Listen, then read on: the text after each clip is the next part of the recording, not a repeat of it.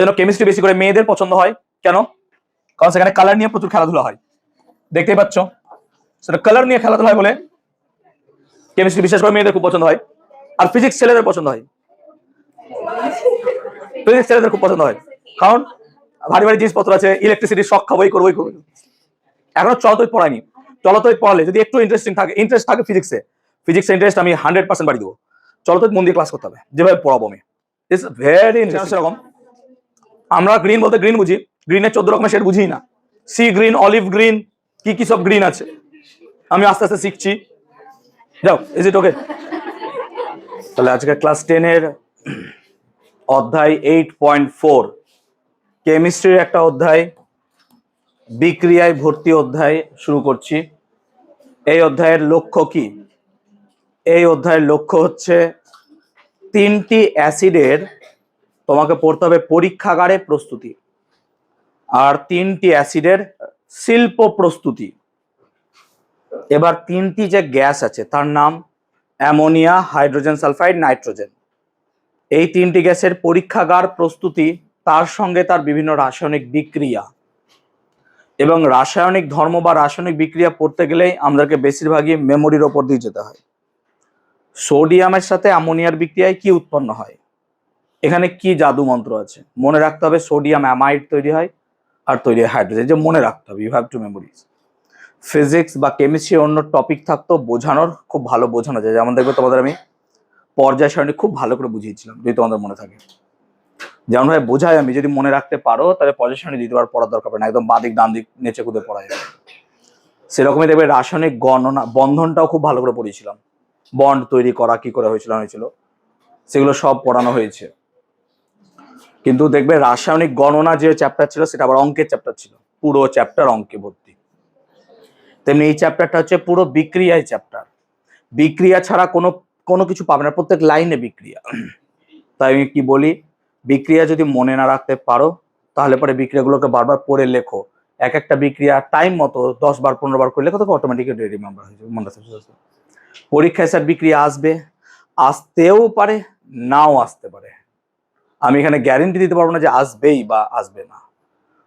বিভিন্ন সময় মাধ্যমিকে বিভিন্ন কোয়েশ্চেন এসছে পরীক্ষায়, ক্লিয়ার? সেগুলোকে আমরা নিয়ে আলোচনা করবো। ওকে, বুঝতে পারলাম। এত দূর গ্যাপ রাখলি কেন? এখানে আবার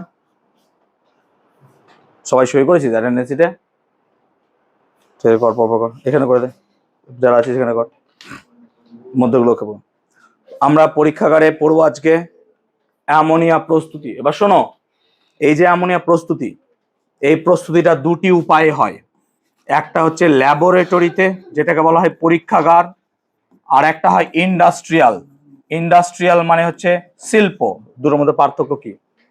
ধরো তুমি ল্যাবে বসে আছো, কাউকে বোঝাতে চাইছো যে অ্যামোনিয়া কি, তখন তুমি অ্যামোনিয়াটা ল্যাবে ছোট্ট করে অল্প করে তৈরি করবা, তাকে বুঝিয়ে দিলা, ল্যাব। সেখানে পরীক্ষা নিরীক্ষা করা যায়, ল্যাব। কিন্তু ধরো সেই অ্যামোনিয়া থেকে তুমি একটা বিশেষ পদার্থ তৈরি করতে চাইছো, বস্তু, এবং সেটা অনেক পরিমাণ দরকার। এবার হিউজ পরিমাণ তৈরি করতে গেলে ল্যাবে তৈরি করা যাবে না, তখন তোমার দরকার ইন্ডাস্ট্রি। উদাহরণ দিচ্ছি, যেমন ধরো আমার বাড়িতে বা তোমার বাড়িতে তোমার মা উলের সোয়েটার বুনতে পারে, ধরে নাও। উলের সোয়েটার বুনতে পারলে কি হবে, তোমার জন্য একটা বুনে দিতে পারবে। তোমার জন্য একটা বুনে দেওয়া ইজ ওকে, বাট আমি যে বলি এখন 10,000টা বুনে দাও, পারবে না। তখন কি করতে হবে? মেশিন বসাতে হবে। এটাকে বলা হয় ইন্ডাস্ট্রি। একটা তৈরি করতে পারলাম, ল্যাব। আর অনেকগুলো তৈরি করতে একসঙ্গে, অনেক, ইন্ডাস্ট্রি। তাহলে আমরা ইন্ডাস্ট্রিটা পড়বো না, আমরা পড়বো ল্যাবটা। ল্যাব কাকে বলে? এমন একটা জায়গা যেখানে আমরা পরীক্ষা নিরীক্ষা করি, বোঝার চেষ্টা করি, পরীক্ষার মারফত এই করা যায়, ইত্যাদি ইত্যাদি করা যায়। অ্যামোনিয়ার সংকেত কি? না তো অ্যামোনিয়ার সংকেত হচ্ছে NH3, নাইট্রোজেনের সাথে 3টে হাইড্রোজেন আছে। এর আণবিক ভর কত? 17 গ্রাম হয়, তোমরা জানো নিশ্চয়ই NH3। পরীক্ষাগারে NH3 প্রস্তুত করতে গেলে প্রয়োজনীয় রাসায়নিক দ্রব্য কি কি দরকার, তাহলে এটা পড়তে হবে আমাকে। কি দরকার? অ্যামোনিয়াম ক্লোরাইড, NH4Cl, আর তার সঙ্গে দরকার হচ্ছে কলিচুন। যে কোনো ক্ষার নিলেই হবে, ক্ষার।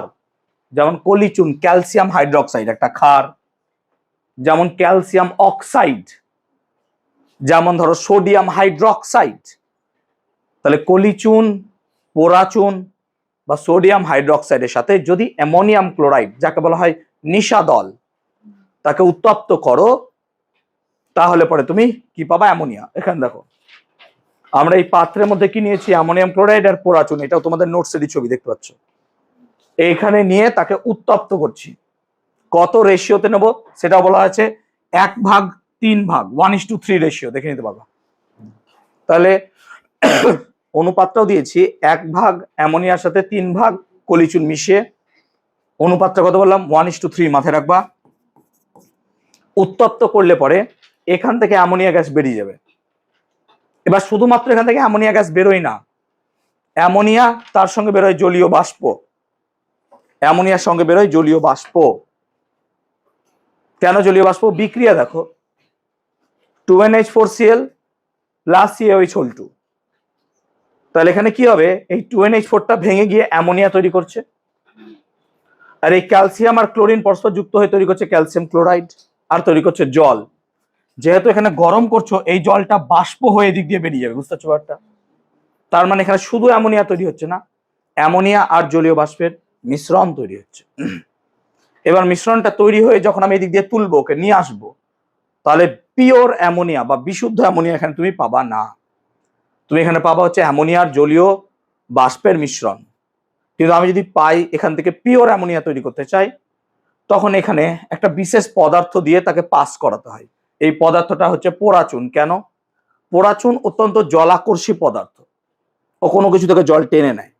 তাহলে এখান গেলে জল টেনে নেবে, দিয়ে এখান থেকে পিওর অ্যামোনিয়া বেরিয়ে যাবে। এবার অ্যামোনিয়াটা দিক দিয়ে যখন যাবে, অ্যামোনিয়া বায়ুর তুলনায় হালকা। হালকা হওয়ার জন্য সে বাইরে পালিয়ে যেতে পারতো। আমরা একটা গ্যাস যার কেরম পুরো উবু করে দিলাম, উল্টানো। তাহলে কি হবে? অ্যামোনিয়া গুলো ওপরের দিকে উঠবে, আর এই দিক দিয়ে সব বাতাসগুলো বেরিয়ে যাবে। বাতাসগুলোর বেরিয়ে যাওয়ার ঘটনাটাকে বলা হয় অপসারিত হওয়া।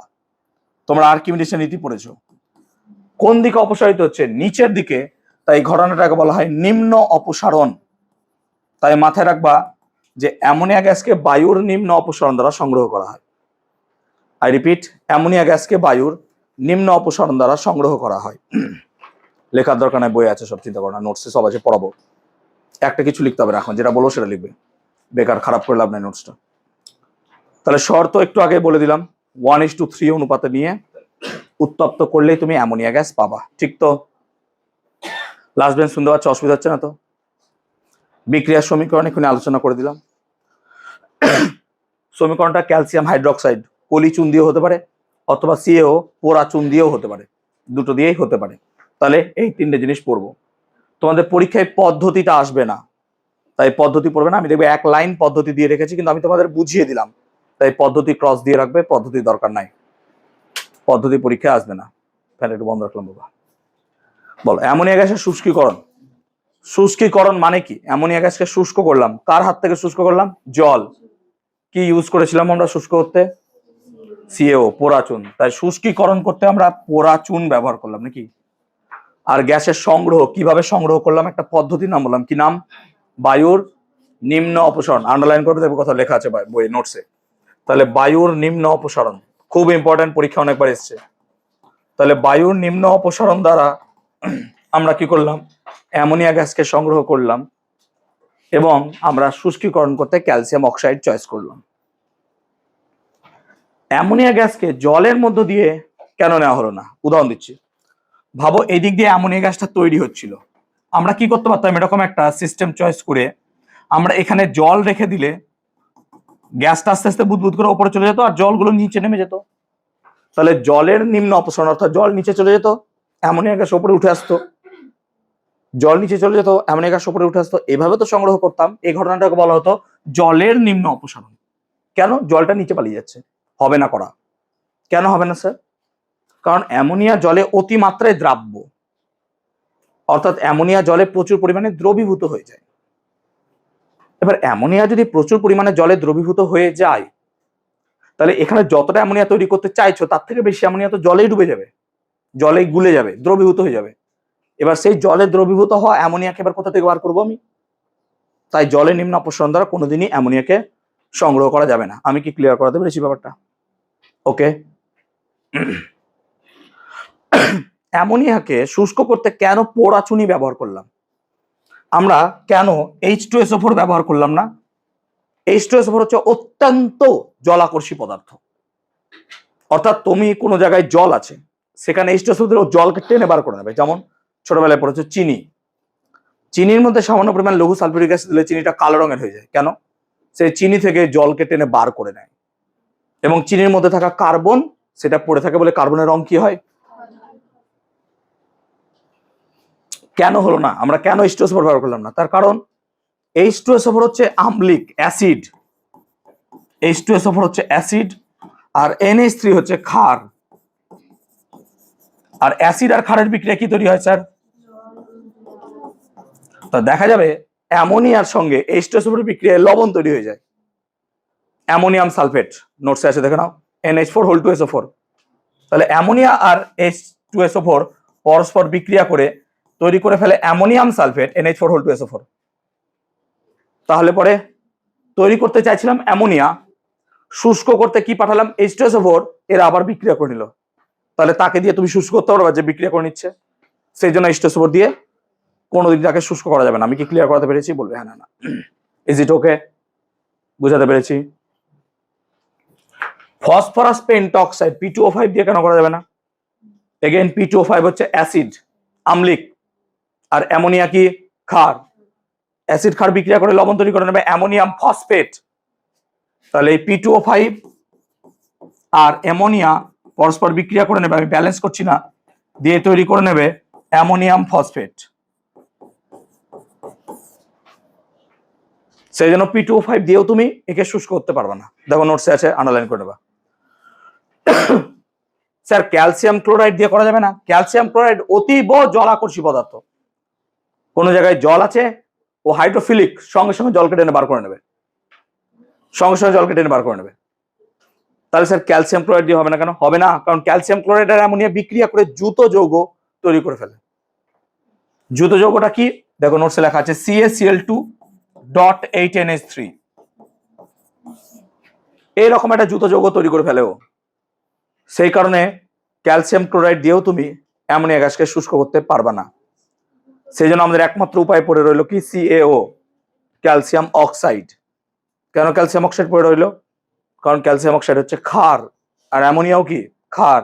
ক্ষার ক্ষার পরস্পর বিক্রিয়া করবে না। সেই জন্য আমরা পরীক্ষাগারে উৎপন্ন অ্যামোনিয়াকে শুষ্ক করতে কি ব্যবহার করব? পোড়া চুন। আমি কি ক্লিয়ার করাতে পেরেছি ব্যাপারটা? বলবে আমাকে please. Is it okay? Clear হয়েছে?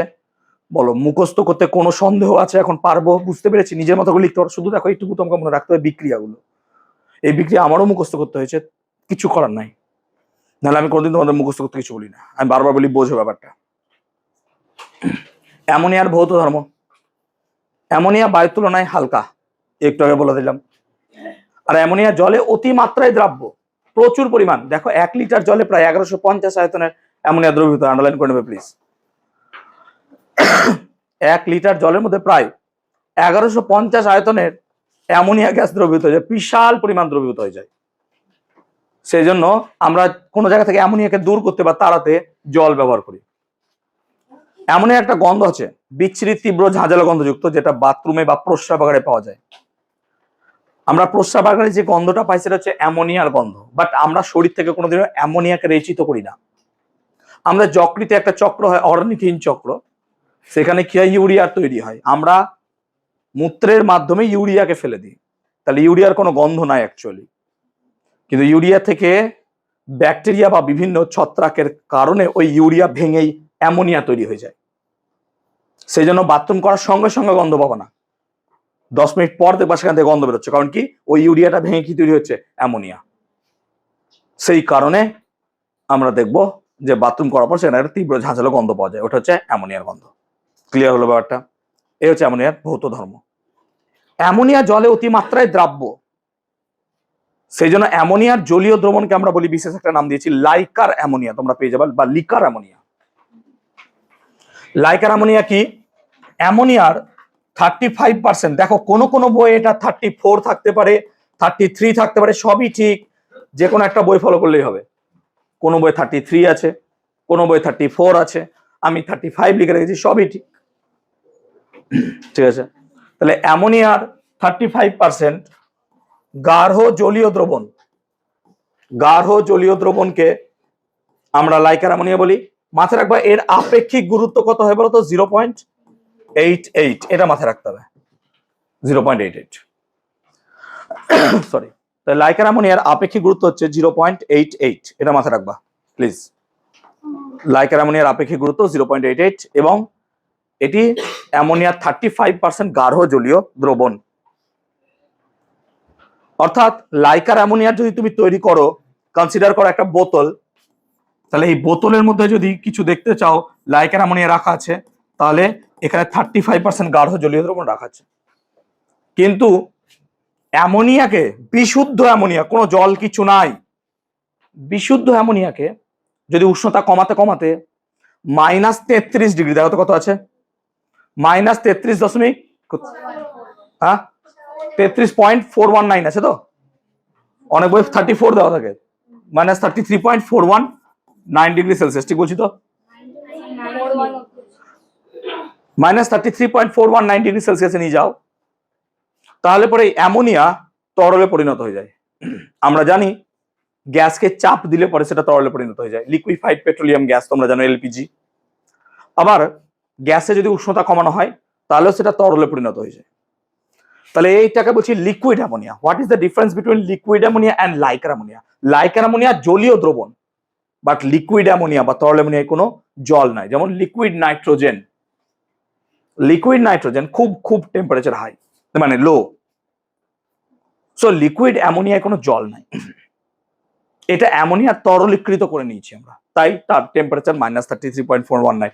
এটা কত হবে? এটা 15 ডিগ্রি, 20 ডিগ্রি, 10 ডিগ্রি, যা ইচ্ছে তা রাখতে পারো। অর্থাৎ অ্যামোনিয়া -33.419 ডিগ্রি সেলসিয়াস গেলে পরে সে তরলে পরিণত হয়ে যায়। এটাকে বলছি তরল অ্যামোনিয়া। তাহলে তরল অ্যামোনিয়ায় কোনো জল থাকবে না, কিন্তু লাইকার অ্যামোনিয়া অ্যামোনিয়ার জলীয় দ্রবণ। এখানে অ্যামোনিয়া থাকবে 35%, এখানে তরল অ্যামোনিয়া, অ্যামোনিয়া কত? 100%। হ্যাঁ না বলো? কিছুই তো না, বুঝতে পারছি ব্যাপারটা? তাহলে তরল অ্যামোনিয়া লাইকার অ্যামোনিয়া পার্থক্য বুঝতে পারলাম। লাইকার অ্যামোনিয়ার বোতল খোলার সময় তাকে ঠান্ডা করে নিতে হয়। আমি দেখবো এখন একটা ডায়াগ্রাম এঁকেছিলাম, তো আমরা যে একটা লাইকার অ্যামোনিয়ার বোতল আঁকি, প্লিজ একটু দেখবে, তাহলে দেখবে কোল্ড ড্রিঙ্কসের বোতলের মতো কোল্ড ড্রিঙ্কসে দেখবে কখনো পুরো ভর্তি করা হয় না, কিছুটা গ্যাপ রাখা হয়। কেন রাখা হয় কেউ বলতে পারবে? একজন বলো, একজন বলো, কে বল? রাজন না, বল, না তুই বল, বসে বল, বসে বল। আচ্ছা, তো ওই জায়গাটা গ্যাপ রাখবো কেন? ফুল ভর্তি করলে কি সমস্যা হবে? দিস ইজ মাই কোশ্চেন, বলো। ফুল ভর্তি করলে কিছু, আমি যদি পুরো ভর্তি করে দিতাম আমার তো লাভ হতো, বলো। ব্যাপারটা ওরকম নাই, ব্যাপারটা শোনো, যদি পুরো ভর্তি করে দিতাম, এই যে কার্বন ডাইঅক্সাইড, কার্বন ডাইঅক্সাইড জলে দ্রবীভূত হয়, যত টেম্পারেচার কমাবে কার্বন ডাইঅক্সাইডের জলে দ্রবীভূত হওয়ার ক্ষমতা তত বেশি। অর্থাৎ কম তাপমাত্রায় কার্বন ডাইঅক্সাইড বেশি পরিমাণে এখানে দ্রবীভূত থাকবে। সরি। এবার যদি এটাকে তুমি ট্রান্সপোর্টে নিয়ে যাও, তখন তো এটা গরম হয়ে যায়। গরম হয়ে গেলে দ্রবীভূত কার্বন ডাইঅক্সাইড গুলো বেরিয়ে আসতে চাইবে, যদি জায়গা না দাও কি করবে? তখন ফাটিয়ে দিবে বোতলকে। তাহলে এই গ্যাপটাতে ওই অদ্রবীভূত কার্বন ডাইঅক্সাইড গুলো এখানে জমা থাকে, যাতে করে ফেটে না যায় বোতলটা। লাইকার অ্যামোনিয়ার ক্ষেত্রেও সেম করা হয়, এখানে ফাঁকা রাখা হয়। উষ্ণতা যদি বাড়াও, অ্যামোনিয়া দ্রবীভূত হওয়ার ক্ষমতা কমে যাবে, অর্থাৎ বেশি উষ্ণতায় এখানে বেশি পরিমাণে অ্যামোনিয়া জমে থাকবে। এবার এখানে যদি বেশি করে অ্যামোনিয়া জমে থাকে, এখানে যদি বেশি অ্যামোনিয়া জমে থাকে, তাহলে বোতলটা খুললে পরে অ্যামোনিয়া গুলো চোখে মুখে লেগে যাবে। আর অ্যামোনিয়া যদি চোখে মুখে লেগে যায় তাহলে চোখের ক্ষতি হতে পারে। সেই কারণে এই বোতলটাকে আগে ঠান্ডা করে নিতে হয়। ঠান্ডা করলে কি হবে স্যার? এখানকার সব জমা অ্যামোনিয়া গুলো কোথায় চলে আসবে? জলে। তাহলে এখানে অ্যামোনিয়ার পরিমাণ কমে যাবে, খুললে পরে আর চোখে মুখে লাগবে না। আমি কি কোশ্চেনটা বোঝাতে পারলাম? যে লাইকার অ্যামোনিয়ার বোতল খোলার সময় তাকে ঠান্ডা, খুব গলাটা কষ্ট হচ্ছে আমার খুব আজকে।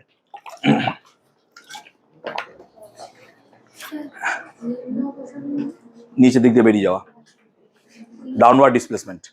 ক্লিয়ার হলো ব্যাপারটা? এটা কি পারবো এবার পরীক্ষা এলে?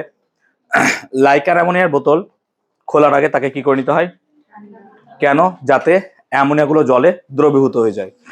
দ্রবীভূত হয়ে গেলে পরে ওখানে জমা থাকবে না স্যার, আর জমা যদি না থাকে খুললে পরে চোখ মুখে আসে লাগবে না।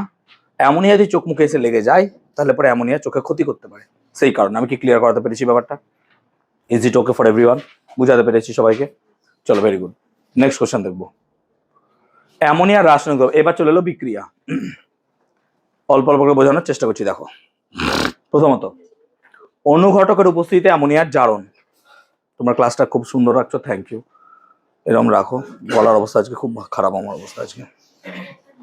দেখো, তাহলে অ্যামোনিয়াকে অনুঘটকের উপস্থিতি জারণ মানে অ্যামোনিয়াকে নর্মালি অক্সিজেনের সাথে বিক্রিয়া করলে না করে না, নর্মালি করবে না, তার জন্য বিশেষ শর্ত দরকার। ওই শর্তটা ওখানে লেখা আছে, শর্তটা ভীষণ ইম্পর্টেন্ট।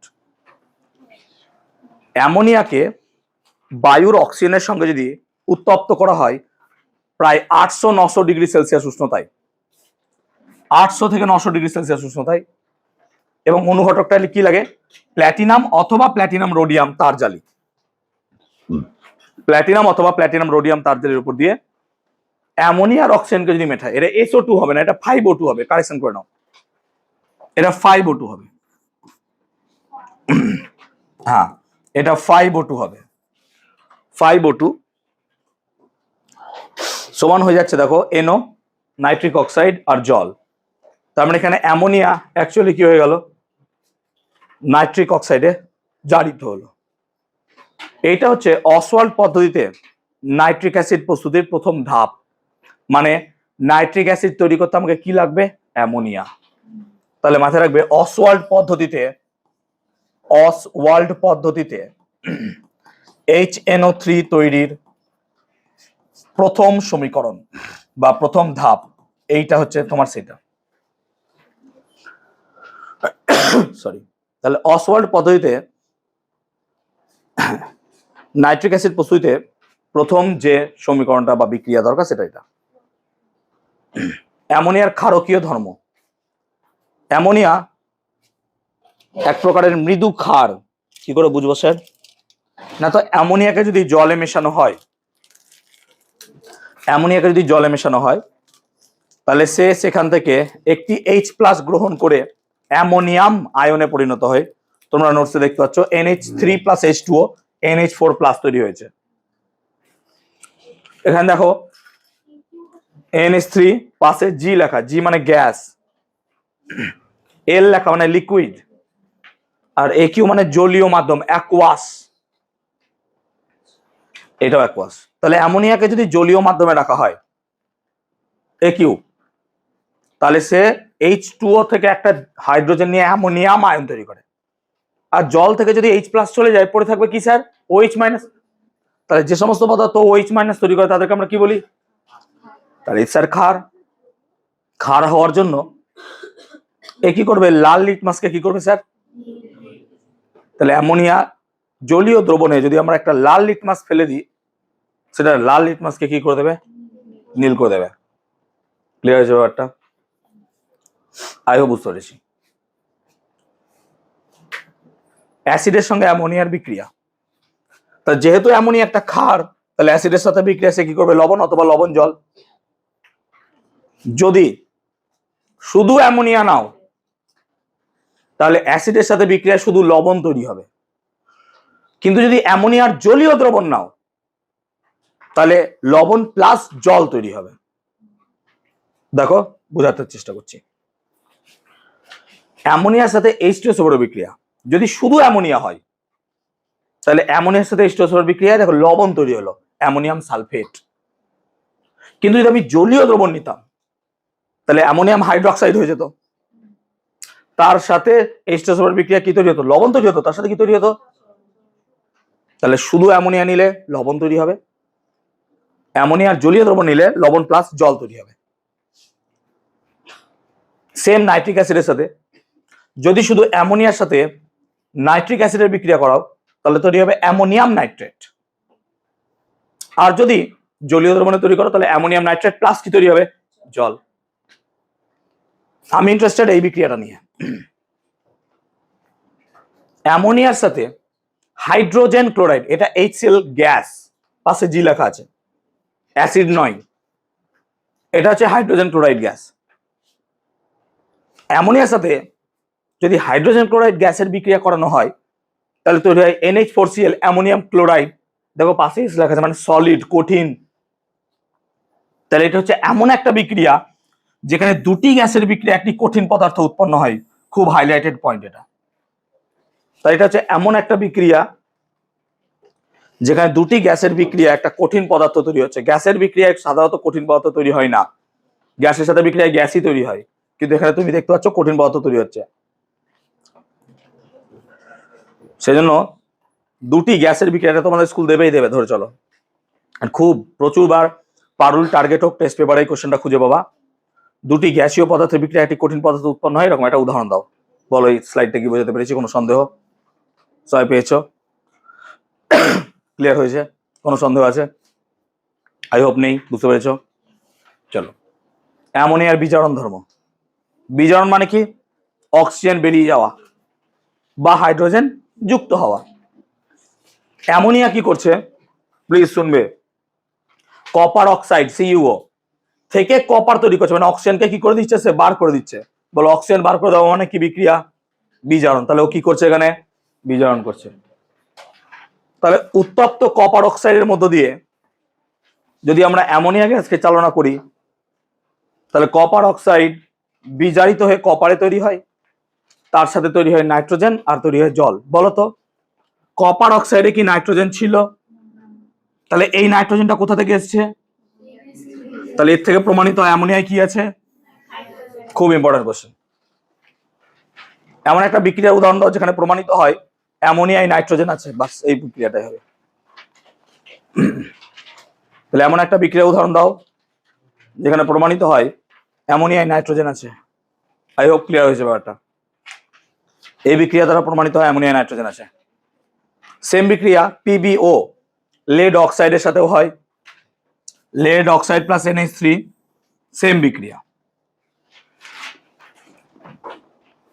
ক্লিয়ার? এবার আমরা সোডিয়াম ধাতুর সঙ্গে বিক্রিয়া দেখব। সোডিয়াম ধাতুর সাথে অ্যামোনিয়া প্রায় 350 ডিগ্রি, 360 আছে, 350 ডিগ্রি সেন্টিগ্রেড উষ্ণতায়, 360 বা 350 একই, উত্তপ্ত হলে পরে সাদা কঠিন পদার্থ, মোমের মতো একটা পদার্থ, মোমের মতো, এই যে মোম লেখা আছে, মোমের মতো একটা পদার্থ তৈরি হয়, তাকে বলা হয় সোডামাইড বা সোডিয়াম অ্যামাইড। এটার নাম হচ্ছে সোডামাইড। তাহলে সোডিয়ামের সাথে অ্যামোনিয়া প্রায় 350 ডিগ্রি সেন্টিগ্রেড উষ্ণতায় বিক্রিয়া করে কঠিন সাদা মোমের মতো এক প্রকারের পদার্থ তৈরি করে, তার নাম হচ্ছে সোডিয়াম অ্যামাইড বা সোডামাইড, আর তার সাথে তৈরি করে হাইড্রোজেন। আমরা অ্যামোনিয়ার বিক্রিয়া কার সাথে করালাম? এখানে সোডিয়াম। সোডিয়ামে কি কোনো হাইড্রোজেন ছিল? তাহলে এই হাইড্রোজেনটা কোথা থেকে এসছে? তাহলে এই বিক্রিয়া দ্বারা কি প্রমাণিত হয়? চলো, দুটো বিক্রিয়া এখান থেকে পেলা তুমি। একটা বিক্রিয়া যেখানে প্রমাণিত হয় অ্যামোনিয়ায় নাইট্রোজেন আছে, একটা বিক্রিয়া যেখানে প্রমাণিত হয় অ্যামোনিয়ায় হাইড্রোজেন আছে। দ্য ভেরি ইম্পর্টেন্ট বিক্রিয়া। আই হোপ দুটোই বুঝতে পেরেছো। বিক্রিয়া মনে রাখতে হবে, চিন্তা করো না, খাতায় লিখতে দেবো, চিন্তা করো না, মুখস্থ হয়ে যাবে। এক একটা বিক্রিয়া 5 করে লিখতে দেবো, মুখস্থ হয়ে যাবে। আই হোপ ক্লিয়ার হয়েছে। এবার এই যে সোডামাইড বা সোডিয়াম অ্যামাইড, প্লিজ শুনবে, একে যদি জল মেশাও এর সাথে, তাহলে এই সোডামাইড জলের সাথে বিক্রিয়া করে অ্যামোনিয়া গ্যাস তৈরি করে।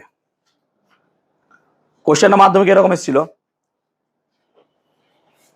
যে অ্যামোনিয়ার সাথে একটা ধাতুর বিক্রিয়ায় একটি সাদা কঠিন পদার্থ তৈরি হয়, সেই সাদা কঠিন পদার্থের সাথে জল মেশালে একটা তীব্র ঝাঁঝালো গন্ধযুক্ত গ্যাস তৈরি হয়। চিহ্নিত করো। তাহলে সোডিয়ামের কার সাথে বিক্রিয়া হয়েছিল? অ্যামোনিয়া। কি তৈরি হয়েছিল? Sodium amide. জলের সাথে বিক্রিয়া ঝাঁঝালো গ্যাসটা কি নাম? অ্যামোনিয়া। ব্যাপারটা বুঝতে পারলা? এইভাবে কোশ্চেন দেবে। এই ঘটনাটাকে বলা হয় আর্দ্র বিশ্লেষণ। কি বলা হয়? এবার তোমাকে যদি মাধ্যমিকে কোনোদিন কোশ্চেন দেয় যে সোডিয়াম অ্যামাইডের আর্দ্র বিশ্লেষণে কি তৈরি হয়, তখন বলবা অ্যামোনিয়া গ্যাস। বুঝতে পারলো ব্যাপারটা? তাহলে কোশ্চেনটা ঘুরিয়েও দিতে পারে। সোডিয়াম অ্যামাইড বা সোডামাইডের সাথে জলের আর্দ্র বিশ্লেষণ বা আর্দ্র বিশ্লেষণ করলে কি উৎপন্ন হয়? তাহলে কি হবে? Ammonia gas. আর তার সাথে তৈরি হচ্ছে sodium hydroxide. I hope clear করতে পেরেছি ব্যাপারটা। কোনো সন্দেহ আছে? বলবে প্লিজ। সরি, ক্লোরিনের সাথে বিক্রিয়া নট সো ইম্পর্টেন্ট। ক্লোরিনের সাথে অ্যামোনিয়ার বিক্রিয়ায় নাইট্রোজেন আর হাইড্রোজেন ক্লোরাইড তৈরি হয়, নট সো ইম্পর্টেন্ট বিক্রিয়া। বিলীয়মান রং কি ব্যাপারটা বোঝানোর চেষ্টা করছি। বিলীয়মান রং কি শোনো, আমার কাছে ধরো একটা পাত্র আছে, সেই পাত্রের মধ্যে কিছুটা জল নিয়ে তার মধ্যে অ্যামোনিয়া মিশিয়েছি, তাহলে এখানে অ্যাকচুয়ালি অ্যামোনিয়া আর জল আছে। অ্যামোনিয়া আর জল একটু আগে দেখলাম বিক্রিয়া করে, অ্যামোনিয়া আর জল একটু আগে দেখলাম বিক্রিয়া করে তৈরি করছে অ্যামোনিয়াম হাইড্রোক্সাইড। হ্যাঁ, নিজেটা মাথায় রাখবা, অ্যামোনিয়াম হাইড্রোক্সাইড তৈরি করে। এই অ্যামোনিয়াম হাইড্রোক্সাইডটা হচ্ছে মৃদু ক্ষার। তাহলে আমরা কি বলতে পারি, এখন স্যার এখানে এই পদার্থটাই আছে। হ্যাঁ না বলবা প্লিজ। তোমরা নির্দেশক সম্বন্ধে ক্লাস 9-এ পড়েছো। নির্দেশক কাকে বলে? যে সমস্ত পদার্থ বিভিন্ন মাধ্যমে নিজের বর্ণ পরিবর্তনের মাধ্যমে অ্যাসিড ক্ষারকে চিহ্নিত করে তাদেরকে কি বলা হয়? নির্দেশক। এরকম একটা নির্দেশকের নাম হচ্ছে ফেনলফথ্যালিন, পড়েছো, খুব ফেমাস ফেনলফথ্যালিন। এই ফেনলফথ্যালিনকে যদি তুমি অ্যাসিডে দাও তাহলে এর কোনো কালার হবে না। যদি তুমি জলে দাও, প্রসম যাকে বলে, কোনো কালার হবে না। কিন্তু যখনই তুমি একে ক্ষারে দিয়ে দিবা না, এটা হয়ে যাবে গোলাপি কালার হয়ে যাবে। তাহলে আমি যখন এখন এখানে ফেনলফথ্যালিন দিয়ে দিই, ফেনলফথ্যালিন, তাহলে এই কালারটার সঙ্গে সঙ্গে কি হয়ে যাবে বলতো? পিঙ্ক বা গোলাপি হয়ে যাবে। বাস, তৈরি হয়ে গেল তোমার বিলীয়মান রং। হোয়াইট ইজ কল্ড বিলীয়মান রং। এই রংটাকে নিয়ে যদি আমি কোনো সাদা জামায় ছিটিয়ে দিই, সাদা জামাটা ইনস্ট্যান্টলি পিঙ্ক কালার হয়ে যাবে। কিন্তু আফটার সাম টাইম সেই পিঙ্ক কালারটা ভ্যানিশ হয়ে যাবে। কেন স্যার? মাথায় রাখবা, অ্যামোনিয়া হালকা গ্যাস। তাহলে এখান থেকে কি হবে বলতো? আস্তে আস্তে অ্যামোনিয়া গ্যাসটা কি হয়ে যাবে? বেরিয়ে যাবে, উবে যাবে। তাহলে পড়ে থাকবে শুধু কি? H2O। আর H2O তে এর কালার হয় না, সেই জন্য এটা রং আস্তে আস্তে কি হয়ে যাবে? ফেড হয়ে যাবে। এই জন্য এটাকে কি বলা হয়? বিলীয়মান। ইটস ভ্যানিশিং কালার, ভ্যানিশ হয়ে যায়। এরকম অনেক কালার থাকে রাইটিং এর জন্য, লিখলা কালার থাকলো, কিছুক্ষণ পর তবে কালার নাই, কারণ ওর মধ্যে এমন পদার্থ দেওয়া আছে যে আস্তে আস্তে কি হচ্ছে? টেম্পারেচারের সাথে সাথে উবে যায় আস্তে, তার ফলে কি হবে? কালারটা থাকে না। সেজন্য যদি কাউকে চেক সাইন করে দিতে যাও, ইউ ক্যান ইউজ দ্যাট বিলীয়মান, ইউ ক্যান ইউজ দ্যাট বিলীয়মান কালার। বন্ধুকে চেক দিচ্ছ, বন্ধুর সাথে এটা বেশি করতে পারো। হ্যাঁ ভাই, তোকে তো লিখে দিয়েছিলাম, ইজি টোকে বুঝতে পারলাম ব্যাপারটা, তাই না? তবে হ্যাঁ, এই কালার মুখে চোখে মারা যাবে না। কেন মুখে দেওয়া যাবে না? অ্যামোনিয়া আছে, ইটস ভেরি হার্মফুল। হ্যাঁ, চোখে ক্ষতি করবে। ক্লিয়ার হলো? হ্যাঁ, ক্ষতি তো করে দেবে রে বাবা চোখে লাগলে পরে। জল তো এর মধ্যে অলরেডি আছে, ব্যাপারটা ক্লিয়ার হয়েছে? ব্যাপারটা বিলীয়মান রং কি বুঝতে পেরেছি? বল স্নেহ, বিলীয়মান রং তৈরি করতে কি ইউজ করলাম আমরা? হ্যাঁ, NH4, অ্যামোনিয়া, আর একটা আমরা নির্দেশক নিলাম, কি নিলাম? ফেনলফথ্যালিন। ভেরি গুড, বুঝতে পেরেছি ব্যাপারটা। চলো, অ্যালুমিনিয়াম ক্লোরাইডের সাথে বিক্রিয়া খুব interesting and important. Aluminium chloride একটা লবণ, তেমনি ফেরিক ক্লোরাইড একটা লবণ। অ্যালুমিনিয়াম ক্লোরাইড বা ফেরিক ক্লোরাইড এর সাথে অ্যামোনিয়ার যদি বিক্রিয়া করো, তাহলে অ্যালুমিনিয়াম হাইড্রোক্সাইড বা ফেরিক হাইড্রোক্সাইড এরা অধক্ষিপ্ত হয়। অধক্ষিপ্ত হয় মানে জমা হয়ে যায়। দেখতে পাচ্ছ AlCl3, প্লিজ শুনবে একটু। AlCl3 থেকে এই যে OH আছে, এটা মাইনাস, আর Alটা কি হয়? এই প্লাস আর মাইনাস বিক্রিয়া করে এটা তৈরি করেছে। হ্যাঁ না বলো? আর দেখো Cl3 আর NH4, এখান থেকে তৈরি হচ্ছে NH4Cl। এই যে অ্যালুমিনিয়াম হাইড্রোক্সাইড, এর কালার হচ্ছে সাদা বা বর্ণহীন, কিন্তু ফেরিক হাইড্রোক্সাইডের আবার বর্ণ আছে, বাদামি বর্ণ। তাহলে এটা মনে রাখতে হবে বর্ণটা। সেজন্য কেমিস্ট্রি বেশি করে মেয়েদের পছন্দ হয়। কেন? কারণ সেখানে কালার নিয়ে প্রচুর খেলাধুলা হয়, দেখতেই পাচ্ছ। সেটা কালার নিয়ে খেলাধুলা হয় বলে কেমিস্ট্রি বিশেষ করে মেয়েদের খুব পছন্দ হয়। আর ফিজিক্স ছেলেদের পছন্দ হয়, ফিজিক্স ছেলেদের খুব পছন্দ হয়, কারণ ভারী ভারী জিনিসপত্র আছে, ইলেকট্রিসিটি শক খাবো, এই করবো। এখনো চলতৈত পড়ায়নি। চলতৈত পড়ালে যদি একটু ইন্টারেস্ট থাকে ফিজিক্সে, ফিজিক্স ইন্টারেস্ট আমি 100% বাড়িয়ে দেবো। চলো তো মন দিয়ে ক্লাস করতে হবে, যেভাবে পড়াবো আমি। It's very interesting chapter. আমি বললাম তো এই চ্যাপ্টারটা খুব বোরিং চ্যাপ্টার, কিন্তু আই হোপ কোনো সমস্যা হবে না। চলো দেখি।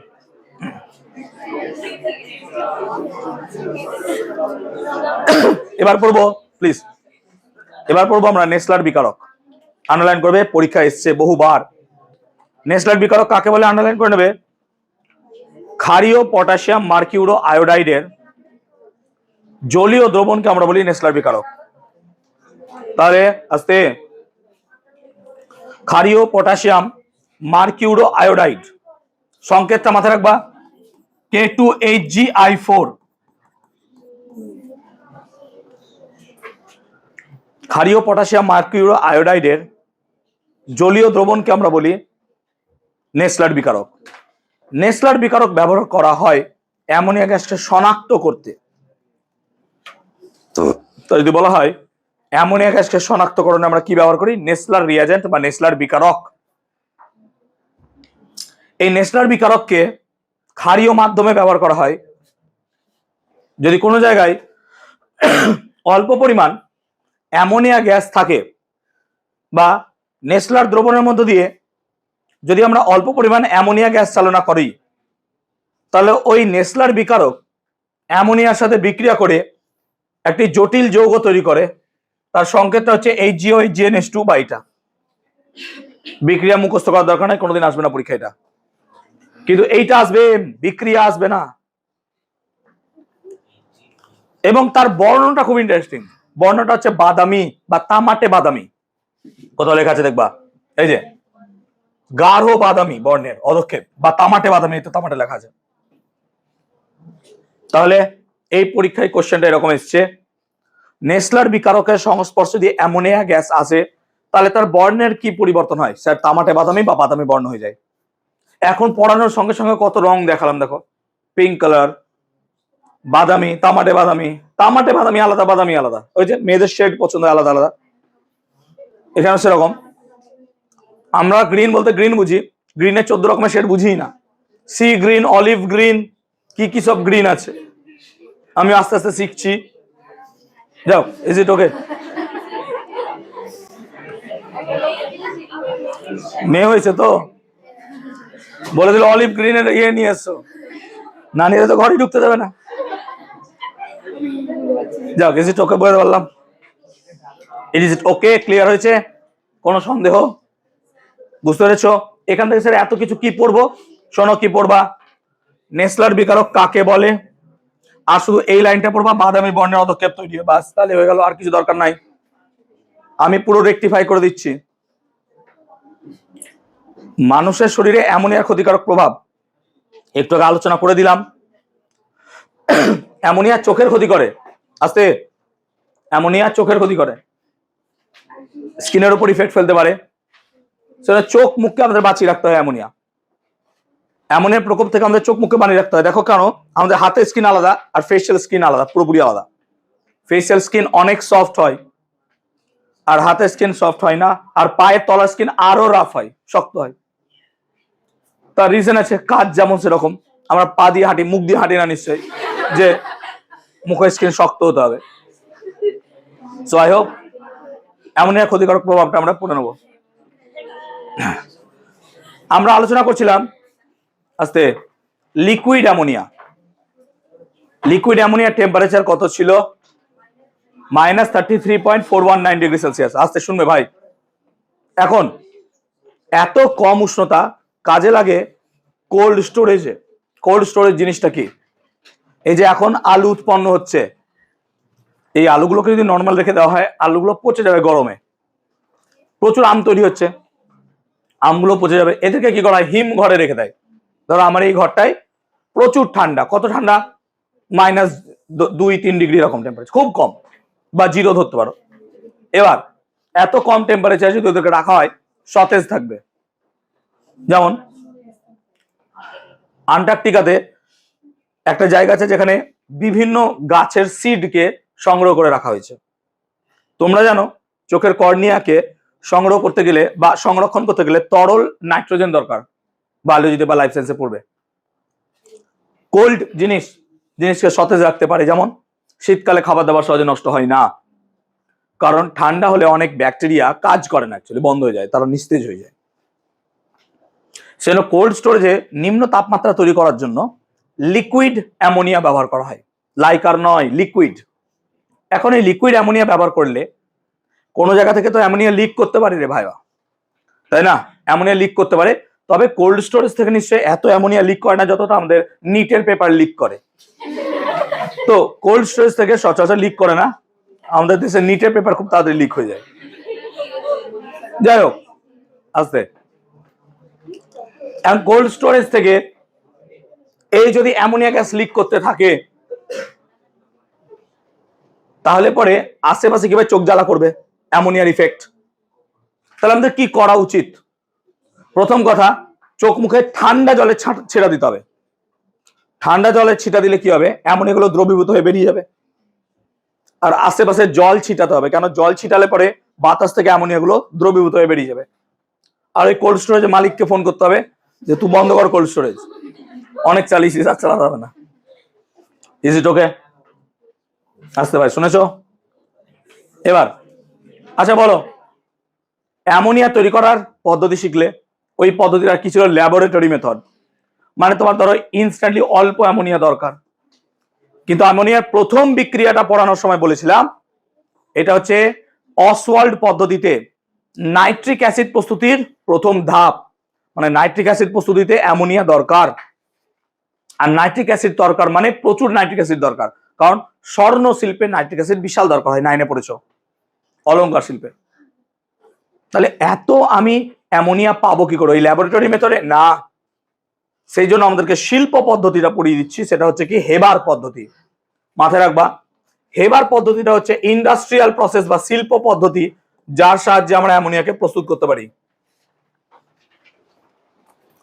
তাহলে হেবার পদ্ধতিটা হচ্ছে অ্যামোনিয়ার শিল্প পদ্ধতি, অর্থাৎ এর সাহায্যে প্রচুর অ্যামোনিয়াকে তৈরি করতে পারবা।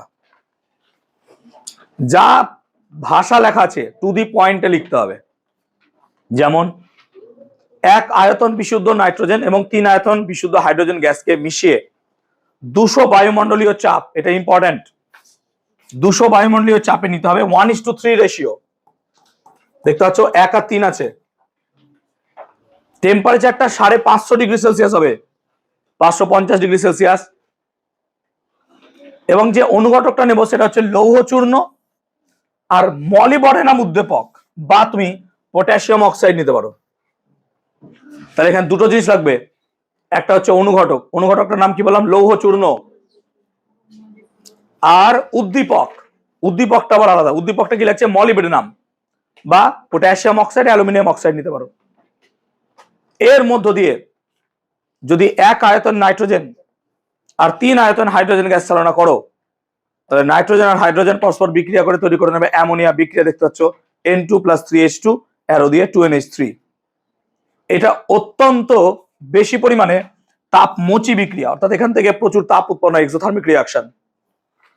দেখতে পাচ্ছ +22.24 কিলো ক্যালোরি তাপ আছে, অর্থাৎ এই প্রচুর পরিমাণে তাপ উৎপন্ন করতে পারে, এক্সোথার্মিক রিঅ্যাকশন। হেবার পদ্ধতি ইম্পর্টেন্ট, পরীক্ষা আসতে পারে, দ্যাটস ভেরি ইম্পর্টেন্ট। তো হেবার পদ্ধতি প্রত্যেকে পড়বা।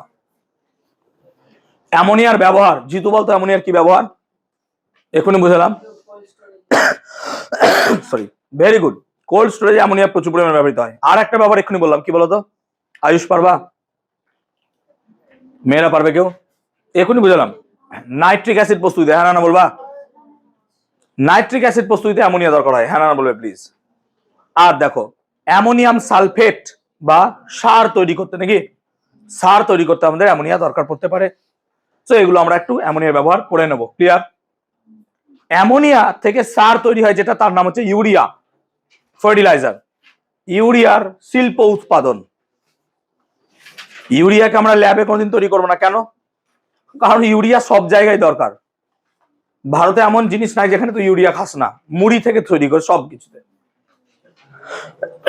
মুড়িতে ইউরিয়া আছে প্রচুর, যে ভাতের চাল তাতে তো ইউরিয়া ভরে ভরে দেওয়া আছে। ইউরিয়া দিলে পরে সেগুলোকে পরিষ্কার হয়ে যায়, সাদা হয়ে যায়। আর কোথায় ইউরিয়া দিচ্ছে?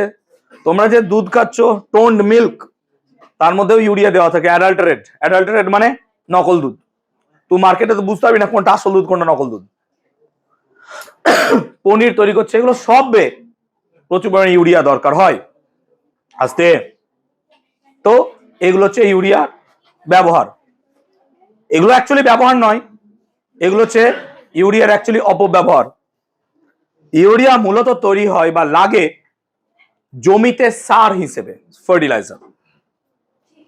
এবার তার জন্য দেখো দুটো ধাপে বিক্রি হয়, প্লিজ শুনবে জিতু, দুটো ধাপে বিক্রি হয়। আগে শর্ত পড়ো, নীতি দেখো, 150-200 বায়ুমণ্ডলীয় চাপ দরকার, প্লিজ শুনবে, এবং টেম্পারেচারটা প্রায় 200 ডিগ্রি সেন্টিগ্রেড। এখানে কি হচ্ছে 3:1 অনুপাতে তরল অ্যামোনিয়া আর কার্বন ডাই অক্সাইডে বিক্রিয়া করানো হচ্ছে। তাহলে শর্তগুলো প্লিজ দেখলাম, তাহলে 150 থেকে 200 বায়ুমণ্ডলীয় চাপ, 200 ডিগ্রি সেলসিয়াস উষ্ণতা, এবং তার সঙ্গে কি লাগছে 3:1 অনুপাতে তরল অ্যামোনিয়া ও কার্বন ডাই অক্সাইডের বিক্রিয়া করলে পরে প্রথম ধাপে, দেখো প্রথম ধাপে অ্যামোনিয়াম কার্বনেট আছে, হবে না কার্বামেট হবে, কথাটা কারেকশন করে নাও, কার্বামেট। এই কার্বনেটটা কেটে কার্বামেট, অ্যামোনিয়াম কার্বামেট তৈরি হয়। শুনবে প্লিজ, অ্যামোনিয়াম কার্বামেট, তার সংকেতটা দেখতে পাচ্ছ NH2COONH4, ওই NH2COONH4 এটা হচ্ছে অ্যামোনিয়াম কার্বামেটের সংকেত। অ্যামোনিয়াম কার্বামেট তৈরি হলো। দ্বিতীয় ধাপে এই অ্যামোনিয়াম কার্বামেট বিয়োজিত হয়, এখানে কার্বনেট আছে, কার্বামেট হবে, কার্বনেট আছে, কার্বামেট। দ্বিতীয় ধাপে এই অ্যামোনিয়াম কার্বামেট বিয়োজিত হয়ে ইউরিয়া তৈরি করে, এইটা হচ্ছে ইউরিয়া সংকেত, আর তার সাথে জল তৈরি করে। ইউরিয়া সংকেত এইভাবে না লিখে তুমি এভাবেও লিখতে পারো, CONH2 দুটো ইউরিয়া সংকেত হবে। তাহলে NH2CONH2 হতে পারে, অথবা CONH2 ইউরিয়ার সংকেত, দুটোই হতে পারে। বুঝতে পেরেছি ব্যাপারটা? ক্লিয়ার? তাহলে ইউরিয়ার শিল্পোৎপাদন স্টার দিয়ে রাখবে, যদি গত বছর না আসে, মানে এই বছর 2026 যদি না আসে, 27 তোমাদের আসবেই আসবে। তবে আমার যত ধারণা হয় এবছর 2026, না হয় 2025 কোশ্চেনটা চলে এসছে। যদি 2025 আসে, 27 তোমাদের খুব ইম্পর্টেন্ট থাকবে। তাহলে ইউরিয়ার শিল্প উৎপাদন ক্লিয়ার হলো। মাধ্যমিকের শর্ট কোশ্চেন এখান থেকে এসছে, ইউরিয়ার শিল্প উৎপাদনে কি কি পদার্থ দরকার হয় বলতো, কি কি দরকার হয়? আবার দেখতে হচ্ছে অ্যামোনিয়া আর কি, কার্বন ডাই অক্সাইড। অ্যামোনিয়া আর কার্বন ডাই অক্সাইড এই দুটি পদার্থ দরকার হয়। ক্লিয়ার হলো? অ্যামোনিয়ার একটা বিশেষ পরীক্ষা হচ্ছে, সেটা হচ্ছে ফোয়ারা পরীক্ষা। ফোয়ারা পরীক্ষা, প্লিজ শুনবে। ফোয়ারা পরীক্ষাটা কেমন? আমার কাছে যদি দুটো বোতল থাকে, কনসিডার কর এরকম দুটো বোতল আছে আমার কাছে, প্লিজ শুনবি। এই দুটো বোতলকে আমরা এইভাবে রাখবো, আর তার মাঝে একটা পাইপ দিয়ে কানেক্টেড থাকবে, কোনো বাতাস ঢুকতে পারবে না, একদম এয়ার টাইট ভাবে, এরকম ভাবে আছে রাখা। ক্লিয়ার? শোন, মাঝে পাইপ দিয়ে কানেক্টেড আছে, এটা এরকম পাইপ দেওয়া আছে। এই তলে কি আছে? জল আছে, তলে জল আছে, আর এখানে আছে অ্যামোনিয়া। এবার এখানে অ্যামোনিয়া যেটা আছে সেটা শুষ্ক, কোনো জল নাই, এখানে এখানে জল আছে বাট জল নাই, পুরো অ্যামোনিয়া, শুষ্ক অ্যামোনিয়া আছে। সামান্য পরিমাণে হয়তো জল দিয়ে রেখেছি ধর, আর এখানে জল আছে। ক্লিয়ার? এবার এই জলের মধ্যে সামান্য পরিমাণ লিটমাস দেওয়া আছে। কি লিটমাস? লাল লিটমাস। লাল লিটমাস লালই থাকবে, কেন? জল আছে। এবার এখানে আমি কি করলাম, আস্তে আস্তে বরফ দিলাম। বরফ দিলে এখানকার যে অ্যামোনিয়া সেগুলো কি হবে? জলে দ্রবীভূত হবে। হ্যাঁ না বল? কেন অ্যামোনিয়া জলে দ্রবীভূত হয়? ঠান্ডা অবস্থায় বেশি। তাহলে এখানে যদি অ্যামোনিয়া গুলো জলে দ্রবীভূত হয়, এখানে কি শূন্য স্থান তৈরি হবে? তাহলে এখানে যদি শূন্য স্থান তৈরি হয়, তাহলে এখানে বায়ুর চাপ কি হবে? কমবে। এখানে বায়ুর চাপ কি আছে? বেশি, তাহলে বায়ুর চাপ ঠেলে এখানকার জলগুলোকে এখানে যে পাইপ ছিল পাইপ দিয়ে ফোয়ারার মতো বার করে দেবে। আর তার সাথে যদি লিটমাস বা ফেনলফথলিন চলে আসে, সঙ্গে সঙ্গে দেখবো এখানকার রংটা কি হয়ে যায়, চেঞ্জ হয়ে গেছে। ফেনলফথলিন থাকলে এখানে দেখবো গোলাপি রং হয়ে গেছে, হ্যাঁ না বল? তাহলে এর থেকে দুটো জিনিস প্রমাণিত হয়, অ্যামোনিয়া জলে অতিমাত্রায় দ্রাব্য, হ্যাঁ না বল? আর 2 নম্বর, অ্যামোনিয়া কি জাতীয় পদার্থ? ক্ষার জাতীয় পদার্থ। তবে তো ফেনলফথলিনটা এখানে কি হয়ে গেল, বুঝতে পারলাম ব্যাপারটা। আমার নোটসে ফোয়ারা পরীক্ষাটা হয়তো নাই, তবে তোদের বইয়ে ফোয়ারা পরীক্ষা থাকবে। আমি কি ফোয়ারা পরীক্ষা বোঝাতে পেরেছি? ক্লিয়ার হয়েছে ব্যাপারটা? বুঝতে পেরেছিস চেষ্টা? অ্যামোনিয়া শনাক্তকরণ, অ্যামোনিয়াকে শনাক্ত করতে কি ব্যবহার করব? সম্ভাবী বলতো কি ব্যবহার করব? একটু আগে আলোচনা করে দিলাম। গন্ধ তো হতে পারে একটা, আর বল, পড়ালাম তো, পারবি? নির্দেশক না, আর লিটমাস নয়, আর নেসলার বিকারক পড়ালাম না? বলেও তো দিলাম যে নেসলার বিকারক K2HgI4 বর্ণটা পাল্টে যায়, বাদামি বা তামাটে বাদামি হয়ে যায়। সেই নেসলার বিকারকের সাহায্যে অ্যামোনিয়া গ্যাসকে শনাক্ত করতে পারবি। যেখানে অ্যামোনিয়া গ্যাস আছে, এই নেসলার বিকারক সেখানে গিয়ে অবভিয়াসলি বাদামি বর্ণ ধারণ করে নেবে। তাহলে নেসলার বিকারকের সাহায্যে অ্যামোনিয়া গ্যাসকে আমি শনাক্ত করতে পারবো। কোনো সন্দেহ? চলো এবার পড়বো আমরা হাইড্রোজেন সালফাইড। দেখবে একটু, যাও। হাইড্রোজেন সালফাইড গ্যাসের সংকেত হচ্ছে H2S। হাইড্রোজেন সালফাইডের সংকেত H2S। যদি দেখো H2S এর আণবিক ভর 2 + 32, দ্যাট ইজ 34, তাই এটা বাতাসের তুলনায় ভারী গ্যাস। বাতাসের তুলনায় ভারী গ্যাস, তাহলে H2S গ্যাস হচ্ছে বাতাসের তুলনায় ভারী। H2S গ্যাসকে পরীক্ষাগারে তৈরি করতে গেলে আমাদের দুটো রাসায়নিক দ্রব্য দরকার। একটার নাম হচ্ছে ফেরাস সালফাইড, আর একটা হচ্ছে লঘু H2SO4। দেখবে H2SO4 এর জায়গায় আমি ডাইল লিখলাম, DIL মানে ডাইলুট, ডাইলুট মানে লঘু। তাহলে লঘু H2SO4 দরকার। গাঢ় হলে হবে না, গাঢ় হলে বিক্রিয়া হবে না, বন্ধ হয়ে যাবে। লঘু দরকার। তাই মাথায় রাখবা, H2S প্রস্তুত করতে গেলে প্রয়োজনীয় রাসায়নিক দ্রব্য ফেরাস সালফাইড এবং তার সঙ্গে লঘু সালফিউরিক অ্যাসিড। শর্ত কি? কিছুই না, না তো কোনো একটা পাত্রের মধ্যে আমি যদি সামান্য পরিমাণ ফেরাস সালফাইড আর লঘু সালফিউরিক অ্যাসিড রেখে দিই, নিজে থেকে বিক্রিয়া হবে এবং বিক্রিয়ার ফলে H2S গ্যাস তৈরি করবে। এবং বিক্রিয়ার সমীকরণ FeS plus H2SO4, FeSO4 plus H2S, এটা হচ্ছে বিক্রিয়ার সমীকরণ। আস্তে, তাই এরকম একটা গোলতল ফ্লাস্ক আছে,